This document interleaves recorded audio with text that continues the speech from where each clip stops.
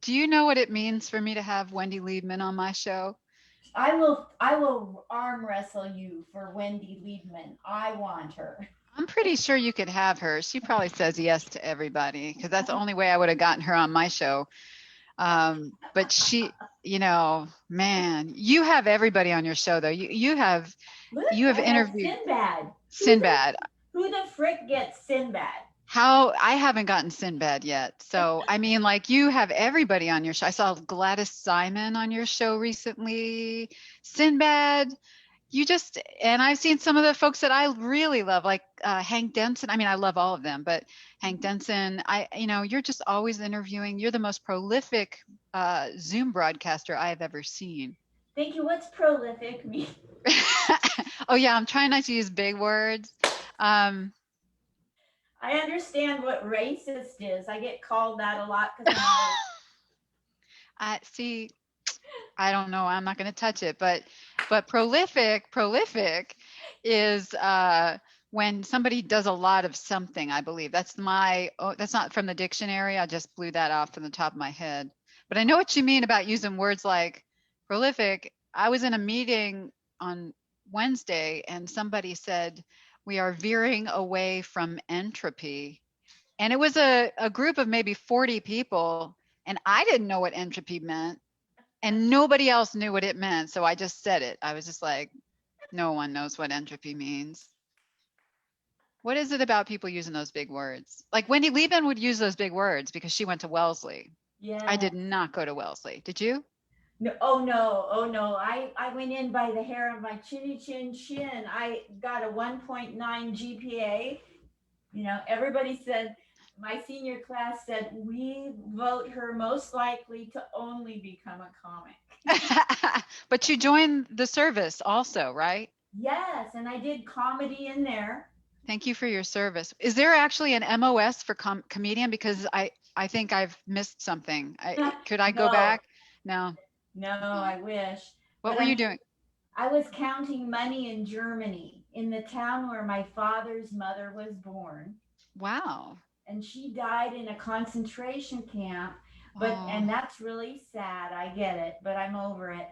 And never forget, but I'm over it.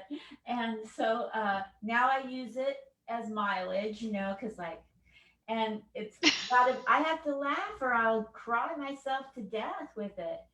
She Yeah. was born in Hanau, where the Grimm brothers are from. Oh, you mean the But scary fairy tale people? yeah, but like her dying in Minsk was much grimmer. I mean, I think she won. I think she won. I think you're right. I don't even know where to go from there. I'm This just happens stuck. on stage a lot. Do you tell Holocaust jokes on stage? It's a very rare crowd. I Knowing your audience is so difficult when it comes to the Holocaust. I still feel like it's too soon. I don't know. It never feels like it's going to be a good joke if I try, but I got to stay away from it. But you do you can do have it. do you have any connections to the Holocaust?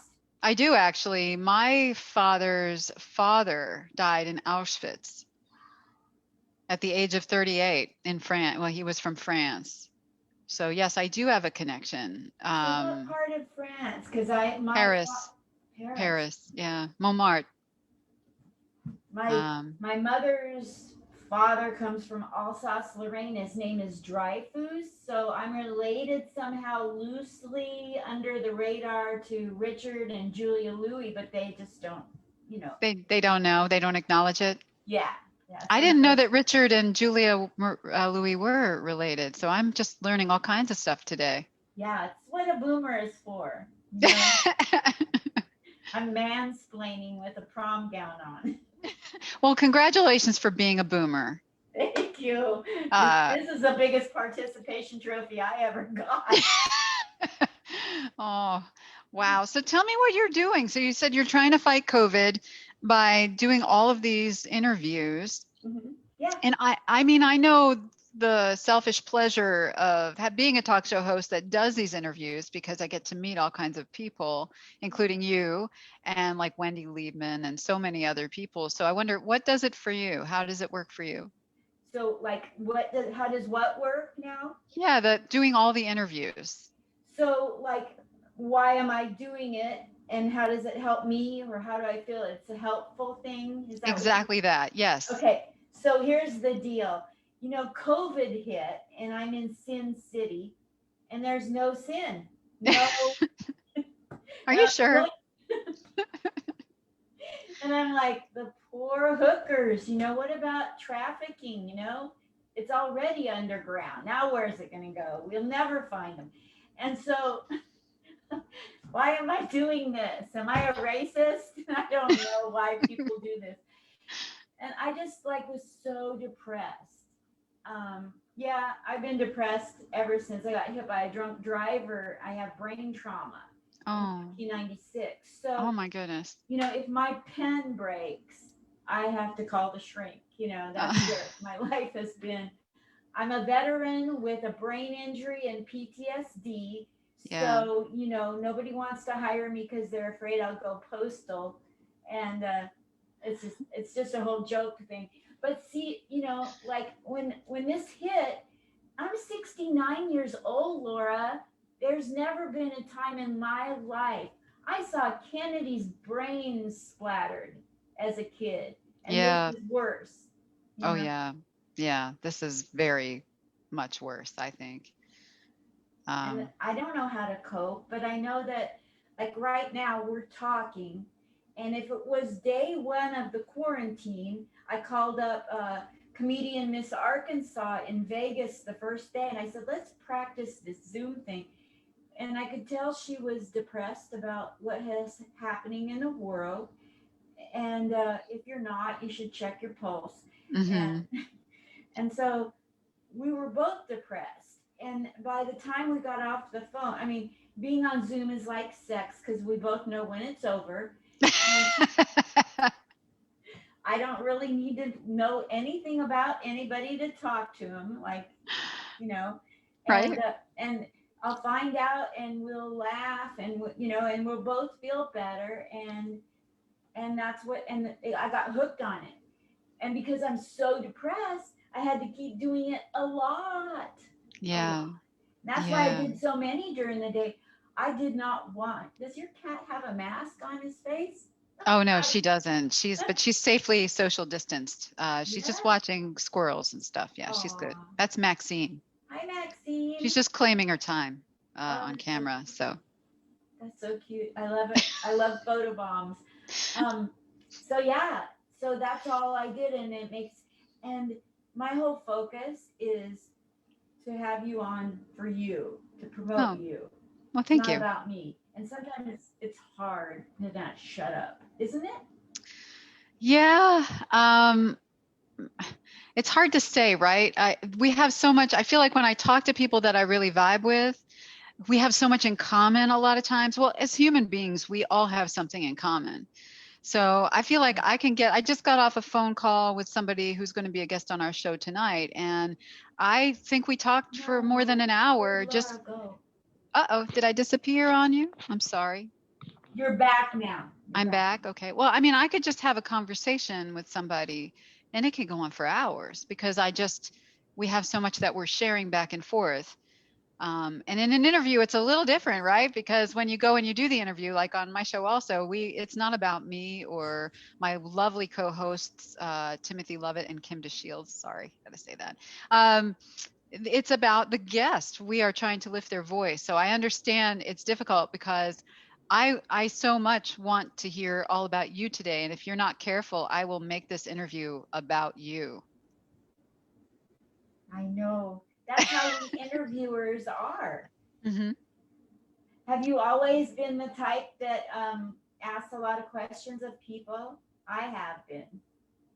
I'm trying to think. I think I was uh, very a little bit shyer younger. I think that what I would do is observe people and I would do my best because I had come from a difficult living situation as a child that I just wanted to make people laugh because then I knew that would save me somehow. That would keep me safe. It would make me friends, and they would like me, you know. So I think I observed a lot more than I asked questions, because I think people just like to talk about themselves. So it wasn't that much. But you Yes. always asked people, you were always asking people questions. Yes, always. I mean, I there was something that happened. Oh, I was in New York in 1998, and Hmm. Hard Rock Cafe had a contest, and they wanted whoever brought in the most pair of Levi's. And I'm like, I'm Jewish. I'm from the family of Levi. This is mine. And I brought in a whole boatload of Levi's, and I won a contest. I got to have lunch with John Claude Van Damme, right? Wow. Belgian And I royalty. grilled him to death. And I just, nothing but questions, one after the other. And I wasn't even interviewing, you know, Yeah. Was he just interesting? natural. Was he an interesting person? Yes, he was. I He bet. is. He's a He, you very, know, he went, I don't, there's something about me that people just like confess things, you know, like yeah. they think that I'm not going to remember it, or it's not going to phase me. You're trustworthy, even though you're going to broadcast And it he all started across the telling, world. Yeah. yeah, he started telling me all the things he's done in his life that he wished he wouldn't have done. Oh, wow. Yeah. I can relate to this. Well, I remember this one time before so I work also as a psychologist. I'll just be out about that. But before all that, I remember this one time I was flying on an airplane, and there was this man sitting next to me. He was an elder white man. He's probably, well, in his late 60s, 70s. So sorry, I don't mean to call you elder. I just mean he was a lot older than me at the time. I was 25. So anyway, he's sitting next to me, and I'm like doing everything I can not to talk to anybody back. Like, I don't, on the airplane, didn't want to talk to him. And he kept drinking and ordering me drinks, which I was like, okay, I'll take a drink. And he ended up, for that entire flight, he told me uh, that he was a CEO of a huge corporation, and I won't say which one, and that he lied about his bachelor's degree. He didn't ever go to college. He lied about his master's degree. He had never gone to graduate school, apparently. He lied about military service. And he told me some other things about not liking certain groups of people. I was like, why are you telling me this? But I remember that. And I remember going back and telling one of my parents, like, this happened. They're like, did you say something to him? I was like, I'm like, no, I'm 25. This guy could ruin all of us, but it was just like one of those things. So it can be a blessing as a therapist to get people to open up, or an interviewer to get people to open up to you, but it can also be a little bit stressful. Yes. There's a whole classification of PTSD for this, Yeah, I probably. bet there has to be. There must be. It was pretty stressful. Talk to me about your all the things you're doing, your Oh, show, your yeah. YouTube. Tell me where we go on the internet to get what about Laura. Oh, I'm very well hidden on the internet. No, so a lot of the work that I do a day job, so I have that. But I'm also, since COVID started, my good friend Timothy Lovett and I were trying to figure out how to keep comedy going in the face of what seems like the complete shutdown of every open venue, any place for artists to be. Um, Everybody was self quarantining. So we developed this show. The show is initially, I think Tim may have even said this to you also. It was supposed to be, I had said to him, you should do stand up and I'll just produce the show. And he was like, well, I really can't do that. I didn't feel comfortable. It's so different from being, as you know, in front of a real crowd. So let's try to do something else. Let's interview people and just, let's do it from that. Let's bring people to the people who are quarantined. Let's try to connect and bring up voices that need to be heard. And Love it. so that turned into the quarantined call-in show, which it's so interesting because we don't even have an actual website for it. It's on Facebook. It's on I think it's facebook.com/QUARSHOW123. And if you go to that link, you'll see clips of all our past shows. Plus, you can watch us live every Sunday night at 6 p.m. Eastern. I just plugged that entire thing. It's me, Tim Lovett, and Kim DeShields. And those guys are comedians. I'm a brand new comedian. Are you really? Yeah, I just took the plunge. Not very long ago, because of Tim and Kim, because they're just great mentors. And Wendy, when I talked to Wendy, I don't know if you remember that interview, but Yes, I don't know if it was Wendy. in the interview or if it was behind the scenes discussion.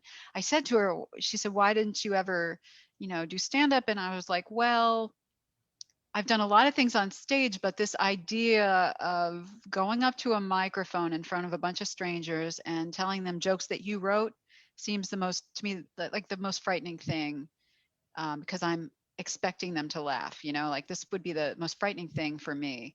And she said, and I also said, well, there's people like Wendy Liebman in this world, or Whoopi Goldberg, or Wanda Sykes, and I certainly am never going to be like that. And she was like, when I was starting out, she told me this really amazing story about how she watched Paula Poundstone and how she knew she would never be Paula Poundstone, but she would definitely be Wendy Liebman. And if it weren't for Wendy Liebman, I don't know if I would have. I don't know. I had been watching comedy since I'm a little kid, because Saturday Night Live had just started right after I don't remember what year it started, maybe 72 or 73, is it? I don't remember, but I was born in 69. So I was already watching SNL, and I was already surrounded by male comedians, Bill Cosby's and Richard Pryor's and anybody, at that time, I think even Woody Allen was doing stand up, or he was making movies. So there were comedians, but in general, they were mostly male. Um, you know, I'm trying to think. There were just some real great ones on TV on the Carson show all the time, but rarely did you see a woman. You saw Phyllis Diller. We did get to see Joan Rivers, but and Carol Burnett. And other than that, in my late teens, early 20s, I saw Wendy go on HBO's Women of the Night, I think it was, and I was blown away.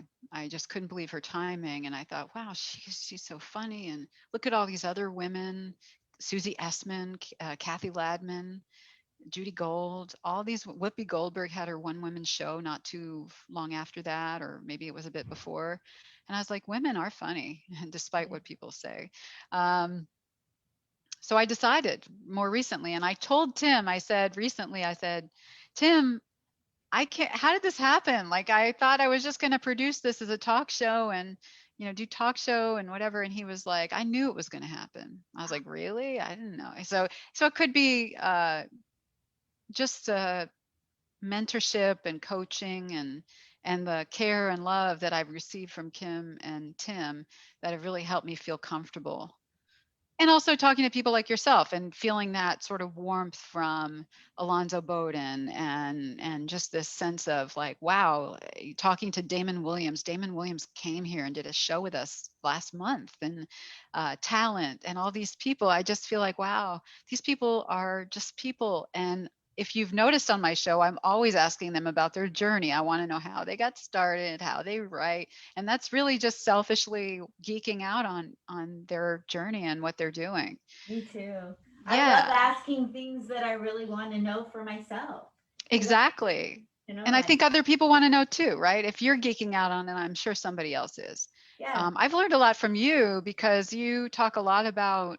I heard recently you were talking to somebody and you were talking about how there's a difference in between, like, I didn't know anything about shows. So being the host and then being the feature, and what your job is as a host, and, how you set up the show. And it's very different from being a feature or, the headliner. So I keep learning. So that is something. So the Quarantine Call-In Show, we used to do it twice a week. We've toned it down to 1 time a week so we can all be half sane. And then also stand up. And I've gone full force into writing. Any minute I should be starting an online class with Lattice Mitchell through the Philly Improv Theater. I know Lattice. She Yes. put me on a show in Philly. Oh wow, she is so wonderful. I love her. She's teaching, so I really love her. She came on our show also, and she's just been so encouraging. I love her.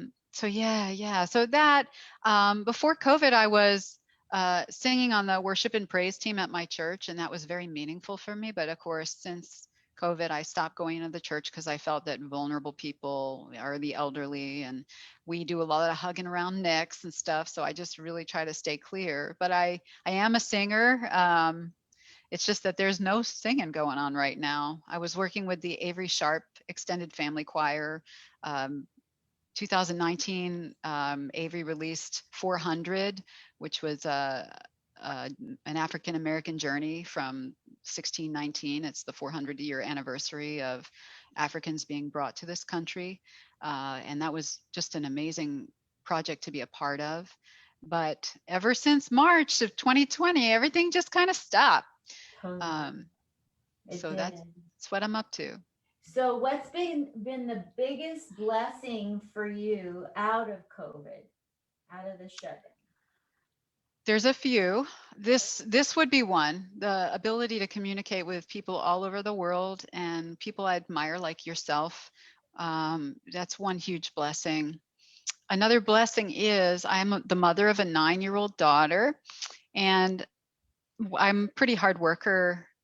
So I would be at work all the time and I would never see her.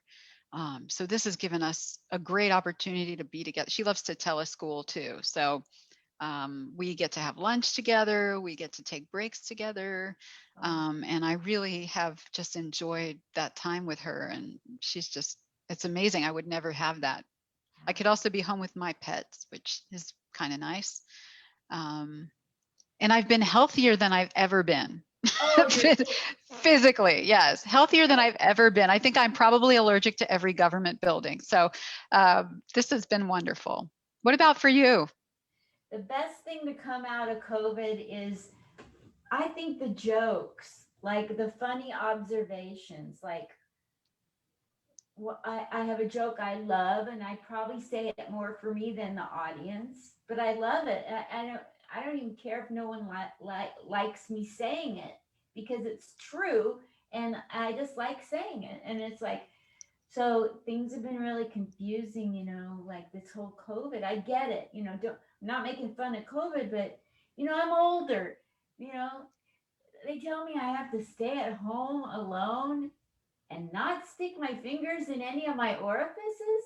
Like, Big Brother is watching me. Oh my God, that's funny. that's that's stuff like that. Out of any tragedy, you try to get something, some gem. Yeah. I mean, I think another thing that's really cool, again, it's again more communication, but just like visiting my family's in New Orleans. And so being able, we have every Sunday after I talk to you, we have a family visit at 4 that we do without fail. And so my daughter gets to see her grandmother and I get to see my friends and we're just all together for an hour. So it's like made us schedule more time. Whereas I think when we were all moving around so quickly, I'd be calling home every so often and going, okay, sorry, I haven't talked to anybody. And they'd be like, you got your life, and it's just now life has slowed down enough so that I can connect with Yeah, them. And I feel blessed for that. absolutely. That's awesome. What's the biggest blessing that, whether it was overt or covert, the biggest blessing you got out of something someone said that you interviewed, who you interviewed? There's been, I think we're up to 30 something shows now. Um, there have been so many blessings, but the one I mentioned that Wendy said to me about like kind of just calming down and recognizing that we all can be ourselves is one. Every person I've interviewed has given me something.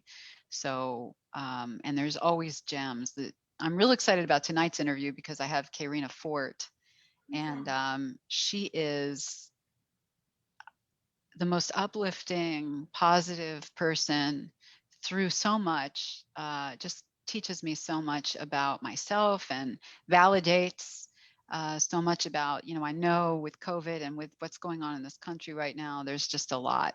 It's just stressful and traumatic.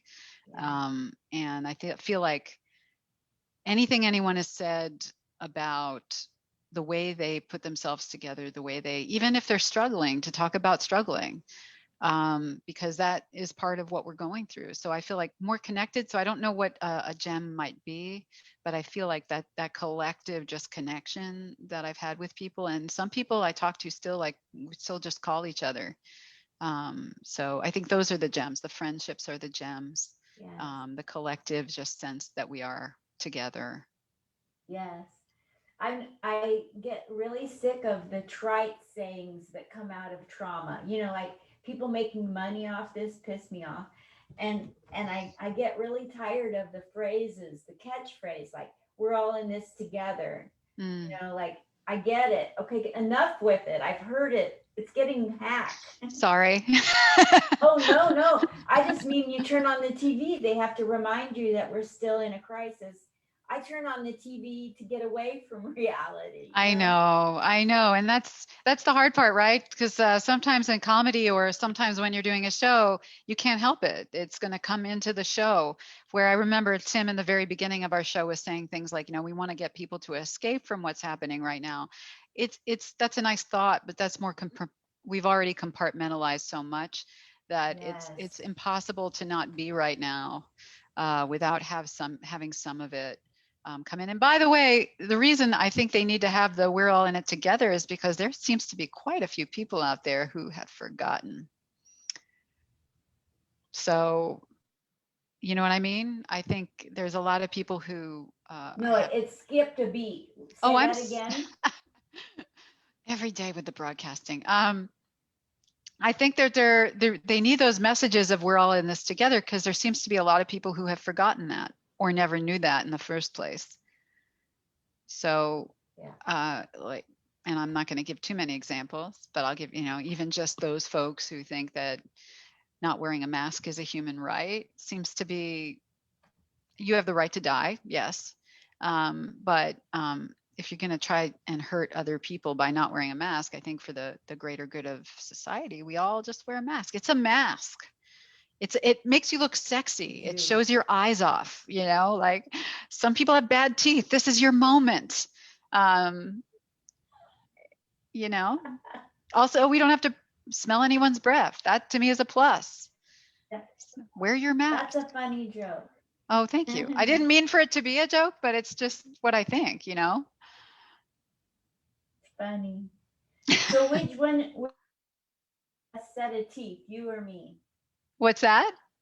Do you have a better set of teeth than I do? Oh, I don't know.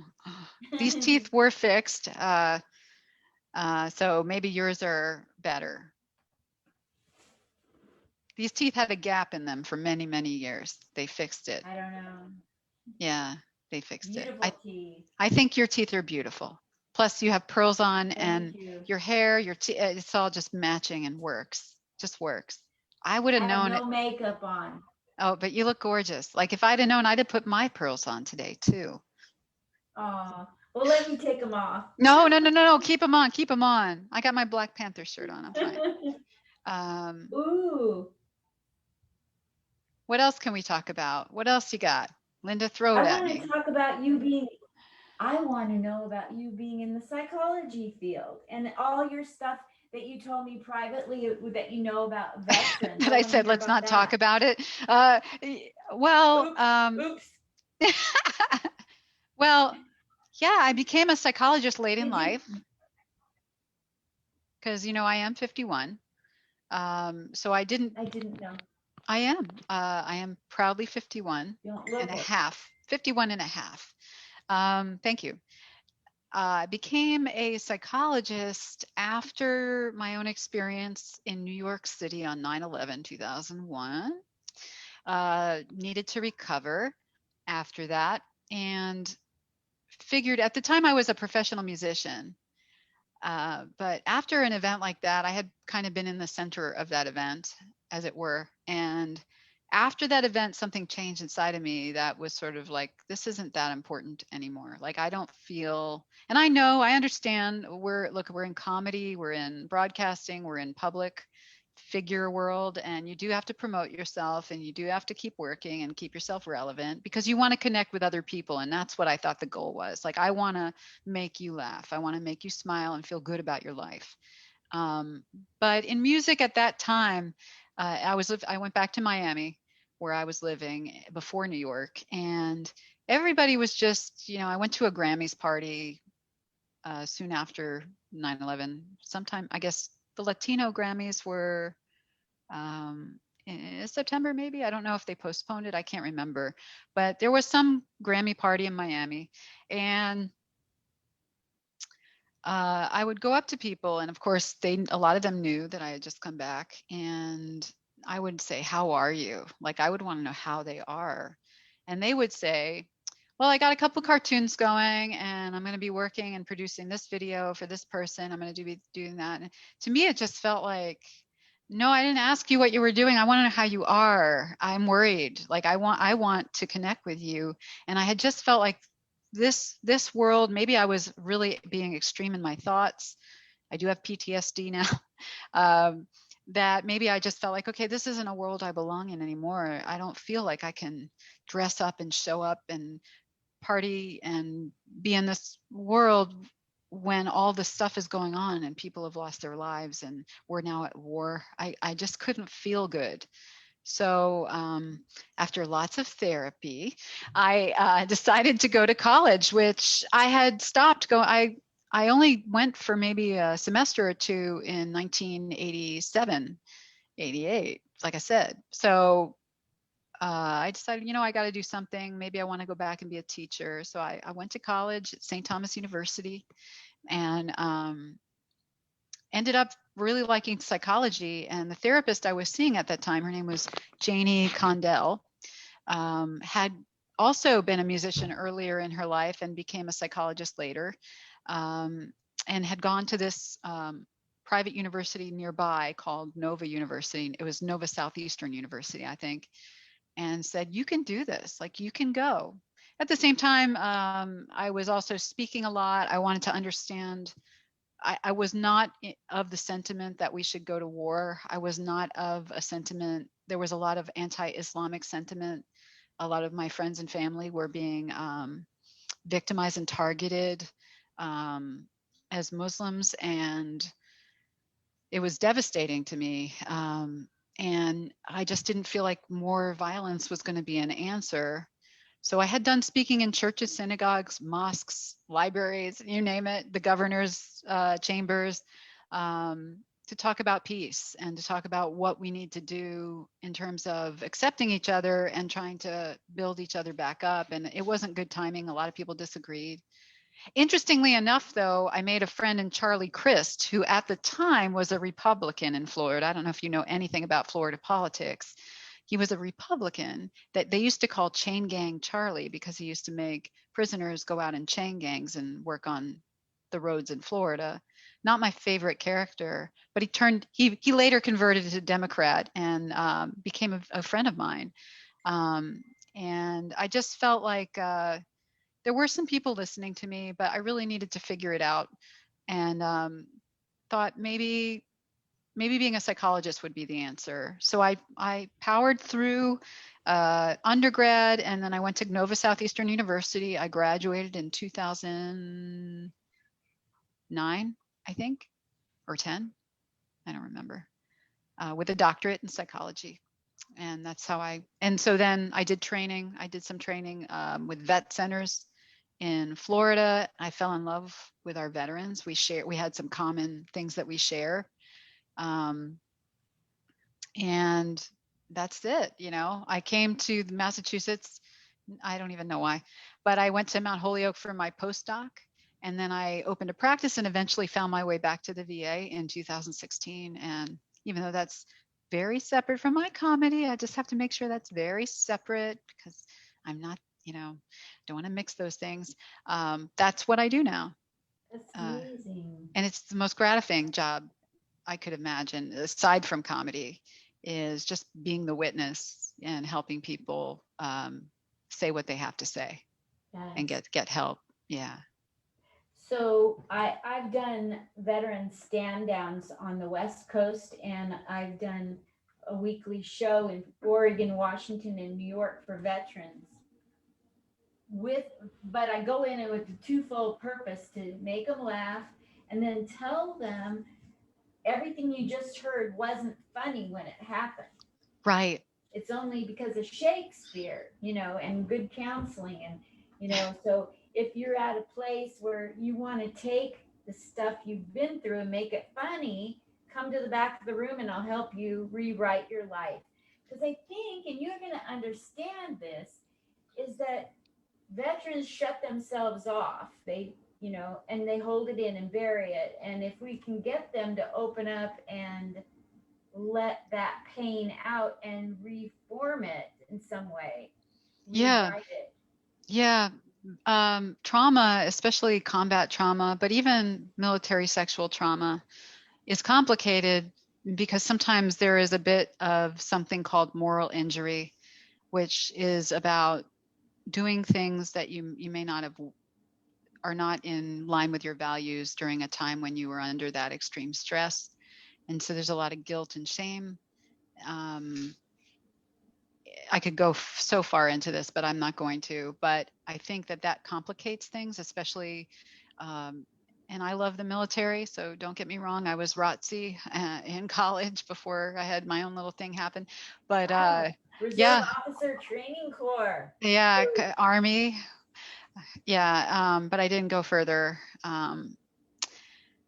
So yeah, I think that the way the military conditions you, obviously, is not to relax, mellow out, and deal with all of your mental processes, but more pull it all together and become a machine that can carry out a mission no matter what, because that's first.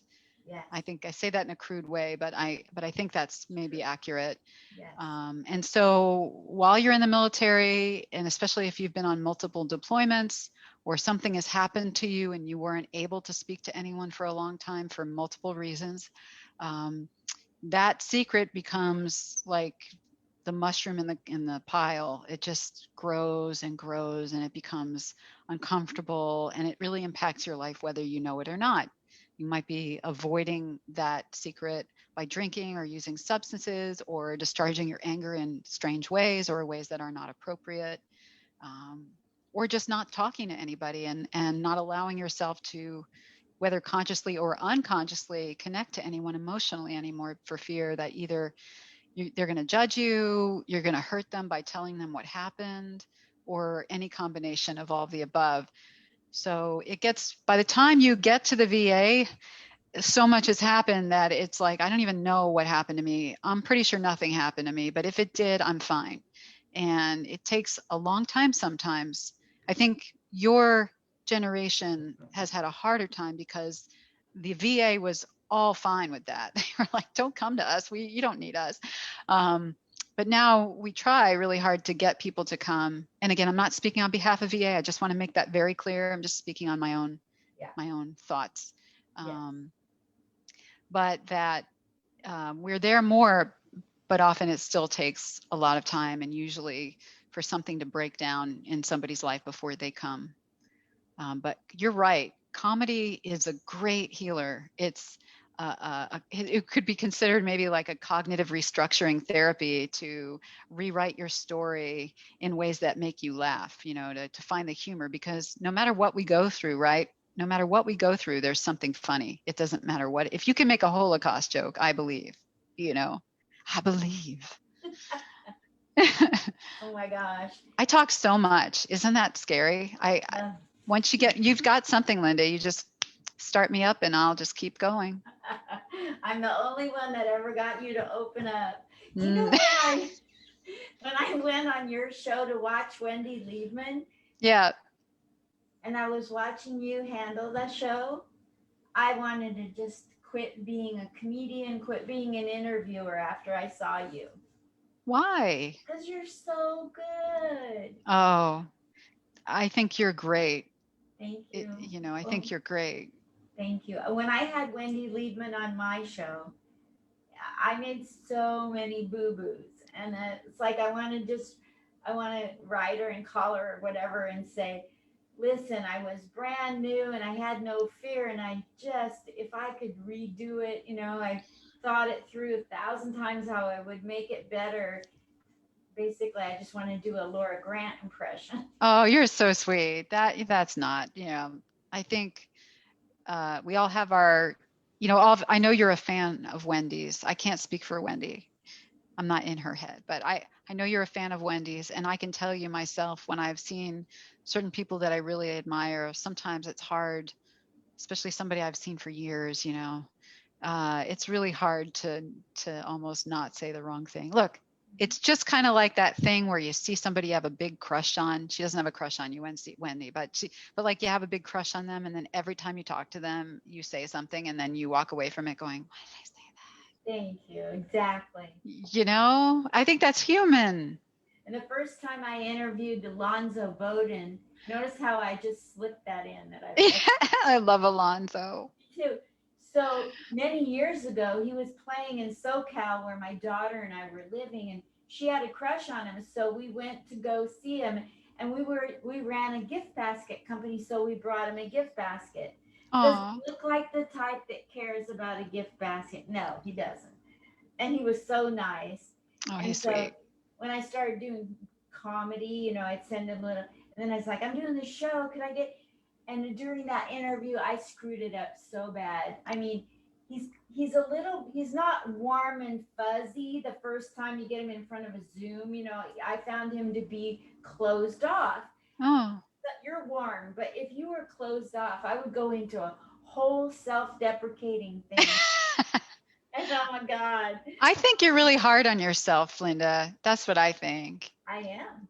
I think so. Also, I think Alonzo would love a gift basket, What especially if would it had some kind of leather apparatus for him to ride his motorcycles. he could be the first person with a motorcycle that has, what do they call them, the baskets in front of bikes. Or you'd have the little like horn or the little bell that you ring on your, I think Alonzo would embrace all of it. He's so cool. Yeah. So your show, Quarantine Call In Comedy Show, when you go on the internet to find it, you said a link, QUAR something or other. Yeah, it's www.facebook.com/QUARSHOW123. Got it. Thank you so much for that. What day of the week is it? Every Sunday night at 6 p.m. Eastern. I don't Boy, know why I just sang I wish that to it you. was free tonight to watch it. That would be a great way to full circle this moment, but I'm Well, busy. you're busy because you're a working lady, but you know that there's always the rerun. You can always watch the show at any time by just clicking the link and watching it again. You can't make live comments, but we'll know you were there. Yes, we get it. What's it like getting to know Kim DeShields in a personal way, in a professional way? She's a wonderful person. She is a wonderful. Did you know her before the show? I only like through the media, Oh never. yeah. I used to see Kim. So just so you know, a little history of how I got to know them is I used to go. I'm a comedy fiend, and I'm not afraid to go to anything by myself.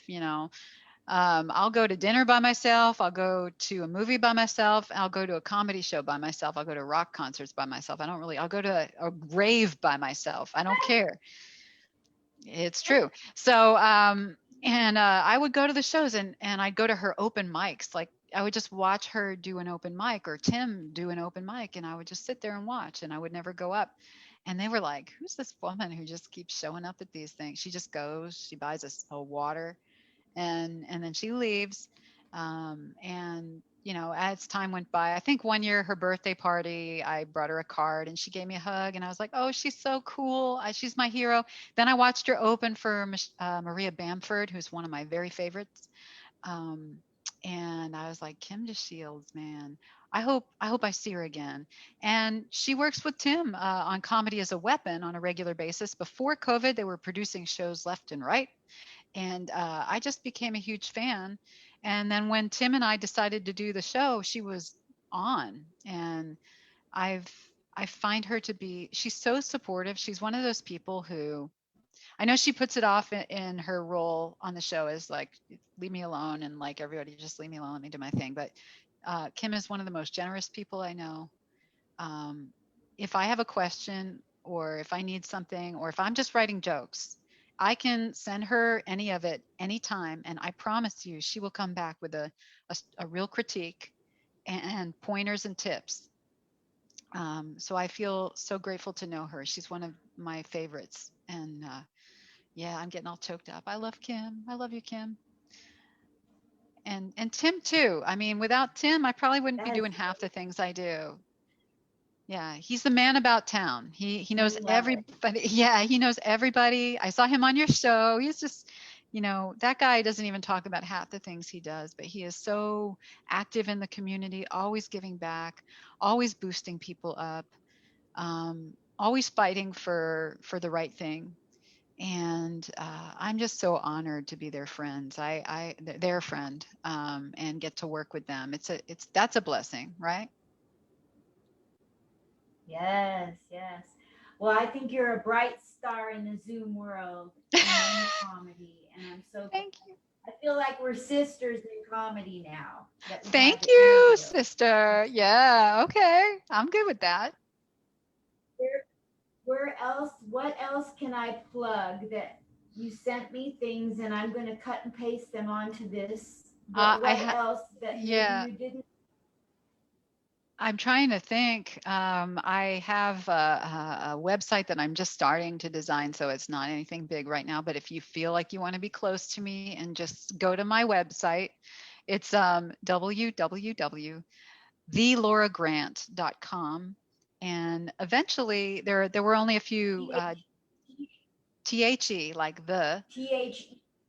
THE, Okay. the Laura Grant at just.com.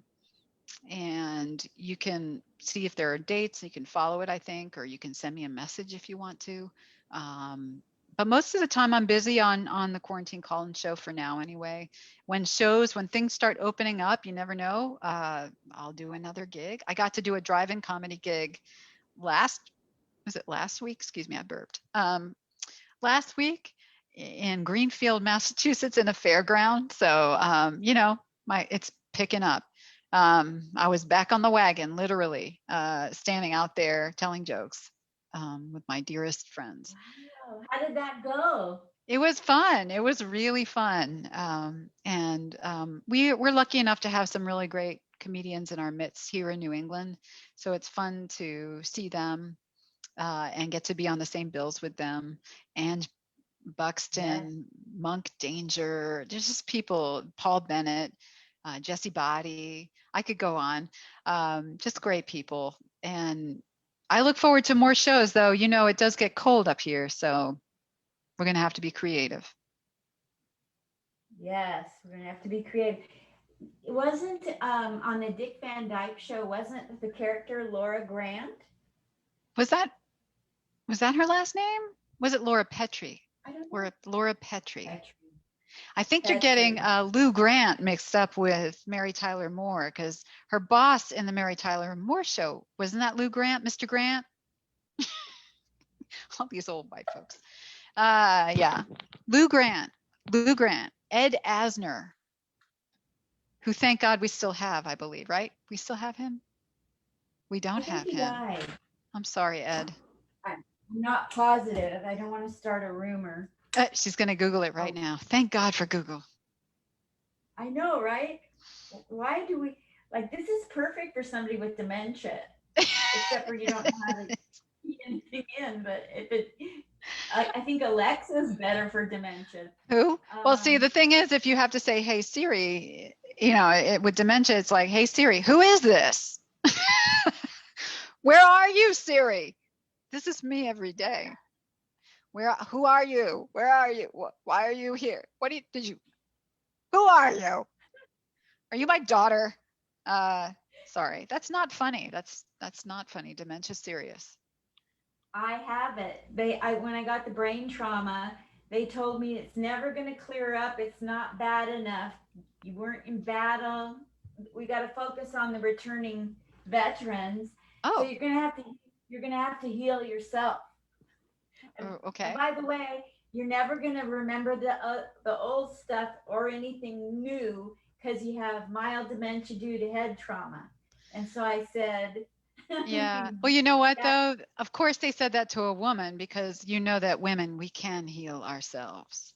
Like, because we have yes. special powers. They would never say that to a man, would they? Somehow it seems that you remember a lot though. So I'm very grateful that you were able to heal yourself. And I I did. do think that the single finger sign is part of the healing because I use it all the time and it always makes me feel better. It does. This is my version of going postal. I want to be careful with the postal thing though. You know that postal workers don't normally go. It's Oh. that's a misnomer, right? Because And mostly it's not, and it's, I hate that they say veterans with PTSD are doing it. they're not. Well, they are, but they're not. But they're not doing it more than anyone else. Thank you. And it just seems to me like it's just not veterans who are now our new militia. I just want to point that out. But That's you right. say anything else about that? Yes. Get trained if you're going to carry a weapon. Get good training. Yes. I'm qualified as a sharpshooter with the 45, I believe you. but I couldn't get qualified in the military with the 38. You know why? Why? Because I got tired of letting him go to second base. Little baseball, little riflery, whatever. I really love this. Okay. All right. You're solid. You're solid, Linda. And it really happened. So, Yeah, the mixed metaphor, but also the sadness underneath it. I know. I yeah, love you. I love you, Linda. I Thank you love for you that. right back and maybe more. But at least this time I don't feel like quitting comedy. Good. Good. Please don't quit comedy. We need people to role model, and I think, I don't know when you started. It seems like you've been doing it for a long time. Just 6 years. That's it? Mhm. So that means that I'm not good at math or anything, but that means that you started when you were 3. 63? Yes. Wow. The day my daughter decided she didn't want to talk to me anymore. Oh, And she's 40. She was born in 76, so she's something right now. She's like in her she's 40s. something. 44? Oh boy, got a Yeah, math again. 44. 76, 44. Well, I'm sorry to hear that your daughter doesn't want to talk to you anymore, but you really made a blessing out of that moment because we love to have you. I mean, like you're funny. And every show I watch of you getting on, now I understand the prom dress. I thought that was just because you were in Las Vegas and like you're like big time Las Vegas and everybody has to wear the ball gown and the diamonds and look like Marilyn Monroe. But now I get this It is you. started the day I met Rita Rudner. Rita Rudner's another one. Oh yeah, is it because she dresses up? Yeah. And she's so lazy. She only does it on stage. So how fake is that? You're just an overachiever. You got to wear the prom dress everywhere. I like that. I Thank like you. it. I love you a lot. I'm going to I, head out and oh my gosh, I'm going to cherish this moment. I do too. And I will watch it infinitum after this and promote it to all my friends. But I'm wishing you so much good stuff, Linda, that you just keep going on and that you keep trying to put your comedy in the places where people need it, like in the rooms of veterans and places where people have felt broken but don't realize that that's just a place to grow in. And thank you for making me smile. I have an And offer for thank you for making me smile, my dear. November 11th is Veterans Day. I'm a yep. veteran. You're a veteran of the ROTC, and you help veterans. So, if you would like to come on the show and talk about anything veteran related that you're allowed to talk about, would you come on? I'll certainly check with my people.